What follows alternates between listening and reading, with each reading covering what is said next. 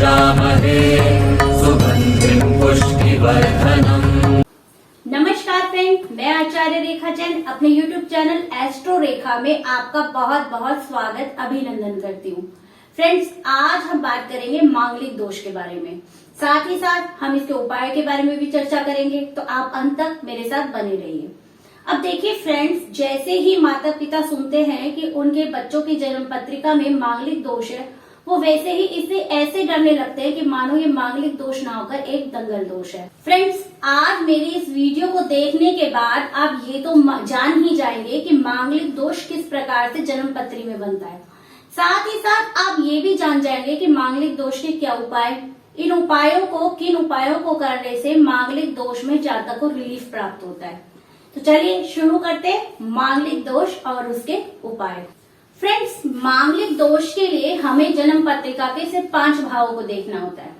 अब देखिए, यदि वो 5 भावों में मंगल देव विराजमान है, उन 5 भावों में से किसी भी एक भाव में यदि मंगल देव विराजमान है, मंगल देव की प्लेसमेंट है, तो ऐसे में जातक मांगलिक होगा। अब देखिए वो 5 भाव कौन से, पहला, चौथा, 7वां, 8वां और 12वां।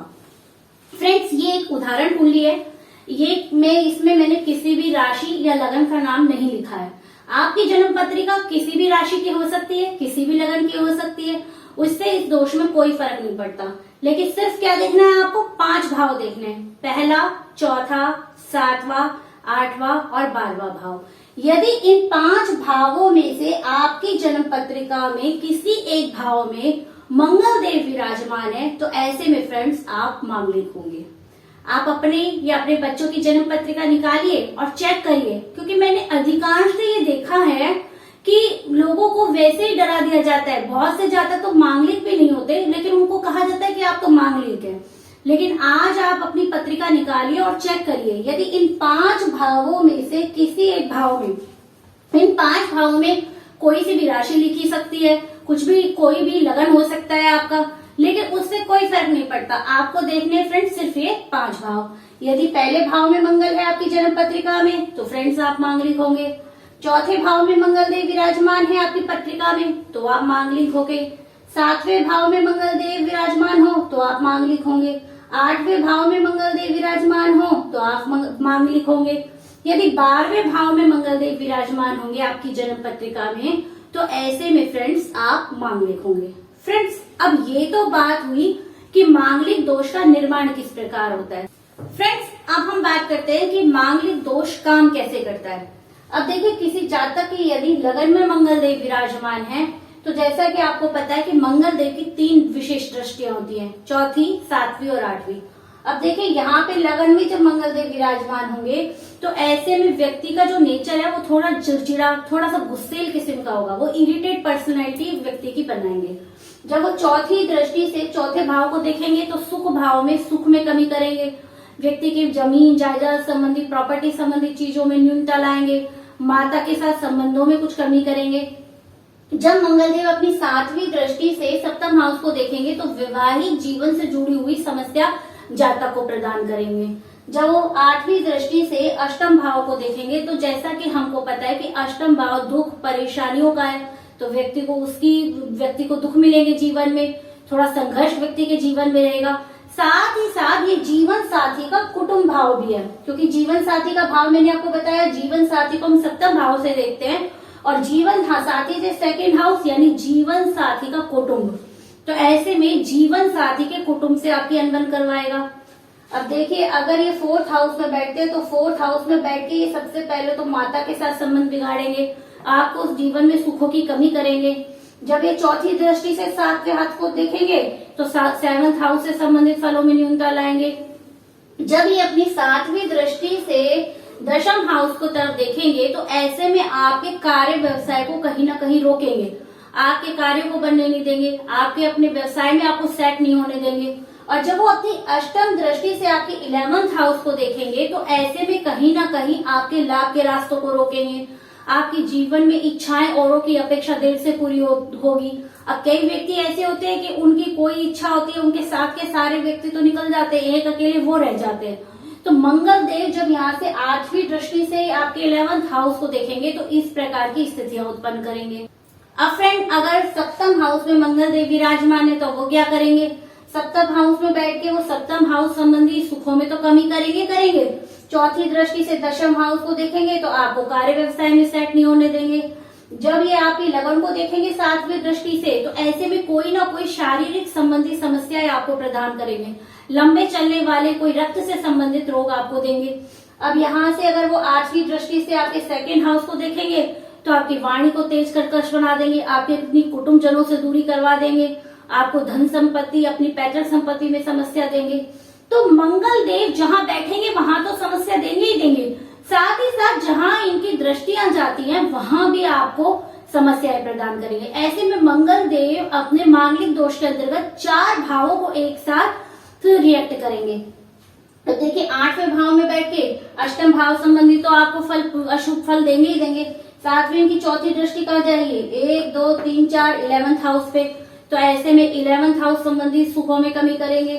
इनकी सातवीं दृष्टि जाएगी आपके सेकंड हाउस में, तो वो वाणी हाउस है, कुटुंब हाउस है, उसी से हम व्यक्ति की आय को देखते हैं, तो वहां पे कमी करेगी। अब जब ये यहाँ से आठवीं दृष्टि से अपने आपके थर्ड हाउस को देखेगी तो ऐसे में आपसे व्यर्थ की मेहनत करवाएंगे, फिजूल की आपकी मेहनत होगी कि मेहनत ज्यादा और लाभ कम। ऐसे में आपकी व्यर्थ की यात्राएं होंगी और कहीं ना कहीं आपकी प्रतिष्ठा को भी ये कमी लाएंगे। अब देखिए, 12वें भाव में क्या होगा? यदि 12वें भाव में मंगल देव बैठे हैं तो ये खर्चों का भाव है, आपके व्यर्थ के खर्च होंगे, अस्पताल के, अदालत से संबंधित मुकदमों में आप फंसे रहेंगे। ऐसे में यदि चौथी दृष्टि इनकी कहाँ जाएगी? 1, 2, 3, 4 आपके थर्ड हाउस में, तो वहां पे समस्या देंगे। इनकी सातवीं दृष्टि जब आपके 6th हाउस में जाएगी तो ऐसे में आपको कोई ना कोई स्वास्थ्य संबंधी परेशानी, कोई दीर्घकालीन रोग या फिर आपके ऊपर कोई पैसे संबंधी कोई कर्जा इत्यादि ऐसा फंसा देंगे कि आप उसी के घेर में फंस कर रह जाएंगे। अब देखिए, जब इनकी 8वीं दृष्टि आपके सप्तम हाउस में जाएगी तो वहां से भी आपके सप्तम भाव संबंधी सुखों में ये कमी करेंगे। तो कहने का भाव ये है कि मांगलिक दोष के अंतर्गत जहां मंगल देव विराजमान होते हैं वहां तो सुखों में कमी करते ही करते हैं, जहां तक कि जहां इनकी दृष्टियां जाती है उस भाव संबंधी जो कारक तत्व होते हैं उनमें भी सुखों में ये कुछ ना कुछ कमी करते हैं। फ्रेंड्स, ये तो बात हुई कि मांगलिक दोष का निर्माण किस प्रकार होता है। अब हम इसके उपायों के बारे में चर्चा करेंगे। उपायों की बताने से पहले मेरा आपसे एक निवेदन है कि अभी तक यदि आपने मेरा चैनल सब्सक्राइब नहीं किया तो प्लीज उसको सब्सक्राइब कर लें और मेरे वीडियो को ज्यादा से ज्यादा लाइक एंड शेयर करें। तो चलिए फ्रेंड, शुरू करते हैं इसके उपाय के बारे में। अब देखिए फ्रेंड्स, यदि आपकी जन्म पत्रिका में इन 5 भावों में से किसी भी एक भाव में मंगल देव विराजमान है, यदि जिस भाव में मंगल देव विराजमान है उसमें 1 नंबर या 8 नंबर लिखा हो, मतलब कि 1 नंबर और 8 नंबर में मंगल देव स्वराशि के हो जाते हैं। फ्रेंड्स, अब देखिए, चूंकि मंगल जब लगन में मंगल देव बैठेंगे, ऐसे में यदि यहाँ पर मेष राशि और वृश्चिक राशि, क्योंकि जैसा कि आपको पता है कि 1 नंबर में मेष राशि बनती है और 8 नंबर में वृश्चिक राशि बनती है, तो 1 नंबर के स्वामी मेष राशि के स्वामी होते हैं मंगल देव और वृश्चिक राशि के स्वामी भी मंगल देव होते हैं। ऐसे में मंगल देव यहाँ पे स्वग्रही के हो जाएंगे और जब भी कोई ग्रह स्वग्रही का हो जाता है, स्वराशि का हो जाता है, तो ऐसे में वो अपने नेगेटिव प्रभाव किसी जातक को नहीं देता, हमेशा वो जातक को शुभ फल प्रदान करता है। इसे यदि चौथे भाव में मंगल देव आपकी जन्म पत्रिका में विराजमान है, वहां पे यदि 1 या 8 नंबर की राशि है, या 7वें भाव में आपके मंगल देव विराजमान है, वहां पे यदि 1 या 8 नंबर लिखा हुआ है, 8वें भाव में यदि मंगल देव आपकी जन्म पत्रिका में प्लेसमेंट है और वहां पर 1 या 8 नंबर लिखा है, ऐसे ही यदि 12वें भाव में आपकी जन्म पत्रिका में मंगल देव प्लेसमेंट है और वहां पे यदि 1 और 8 नंबर लिखा है, तो ऐसे में मंगल देव स्वराशि के होने के कारण आपको मांगलिक दोष संबंधी अशुभ प्रभाव प्रदान नहीं करेंगे।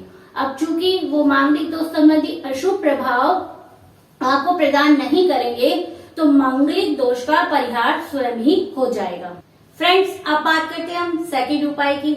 जब भी हम मांगलिक दोष को अपनी जन्म पत्रिका में देखें तो साथ ही साथ मंगल देव की डिग्री को अवश्य देख लीजिए।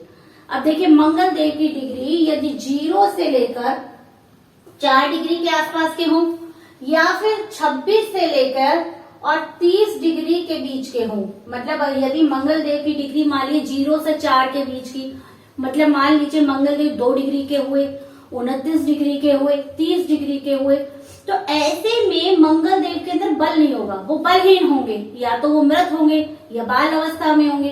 तो ऐसे में जब मंगल देव के अंदर स्वयं ही बल नहीं होगा तो वो कैसे आपको मांगलिक दोष संबंधी अशुभ प्रभाव प्रदान करेंगे। मैंने अपनी पिछली वीडियो ग्रहों के बल के बारे में बताया हुआ है, तो आप उसको देखिए, उसके अंदर विस्तृत रूप से मैंने बताया हुआ है। और देखिए, जब मंगल देव में बल ही नहीं होगा तो ऐसे में मांगलिक दोष का अशुभ प्रभाव जातक को नहीं मिलेगा और मांगलिक दोष का परिहार स्वतः ही हो जाएगा। फ्रेंड्स, एक तीसरा सबसे बढ़िया उपाय इसका यही है कि मांगलिक जातक का विवाह हमेशा मांगलिक जातक की का से ही करवाना चाहिए। यानी जो भी भावी वर वधु है उन दोनों का मांगलिक हो तो मंगल देव स्वतः ही समाप्त हो जाता है। अब आपने एक मैथमेटिक नियम पढ़ा होगा कि माइनस माइनस मिलके हमेशा प्लस बन जाता है। तो ऐसे में जब दोनों वर वधु, भावी वर वधु मांगलिक होंगे तो उनके मंगल दोष का स्वयं ही हरण हो जाता है, स्वयं ही खत्म हो जाता है। तो अब यदि परिस्थितियां यदि ऐसी आ जाए, अब हम करते हैं चौथे उपाय के बारे में। मान लीजिए किसी जातक का विवाह हो चुका है और विवाह के पश्चात उसको पता पड़ता है पति या पत्नी में से कोई एक जन मांगलिक है। अब ऐसे में क्या किया जाए कि अब विवाह तो हो चुका है और एक जन मांगलिक है और एक नहीं है, डिग्री वाइज भी मंगलदेव पूरे रूप से बली हैं और वो स्वग्रही के भी नहीं है। तो ऐसे में क्या उपाय किया जाए? तो फ्रेंड्स, इसके लिए आपको जाना होगा बजरंग बली की शरण में। अब देखिए, आप प्रति मंगलवार नहा धोकर स्वच्छ वस्त्र पहन ले। अगर आप लाल वस्त्र पहनते तो अति उत्तम है। आप किसी नजदीक के हनुमान मंदिर में जाएं या फिर अपने घर में हनुमान जी की फोटो के आगे चमेली के तेल का दिया चास लें और आपको प्रति मंगलवार सुंदरकांड का पाठ करना है। अब देखिए, आप यकीन मानिए फ्रेंड्स, जैसे जैसे आप प्रति मंगलवार सुंदरकांड का पाठ करते जाएंगे वैसे वैसे धीरे धीरे आपको मंगल दोष से संबंधित फलों में अशुभता मिली बंद हो जाएगी। फ्रेंड्स, आपको जब आप सुंदरकांड का पाठ करें तो हनुमान जी के आगे हाथ जोड़कर हनुमान जी से आपको प्रार्थना करनी है कि मंगल दोष के कारण मेरे वैवाहिक जीवन में जो समस्याएं आ रही है उनको आप दूर करिए। आप करके देखिए फ्रेंड्स, आपको अवश्य ही लाभ प्राप्त होगा। तो फ्रेंड्स, ये थी आज की वीडियो। आज की वीडियो में हमने बात करी मांगलिक दोष और उपाय के बारे में। आगे हम नेक्स्ट वीडियो में कोई और नेक्स्ट टॉपिक के साथ आएंगे। तब तक के लिए नमस्कार।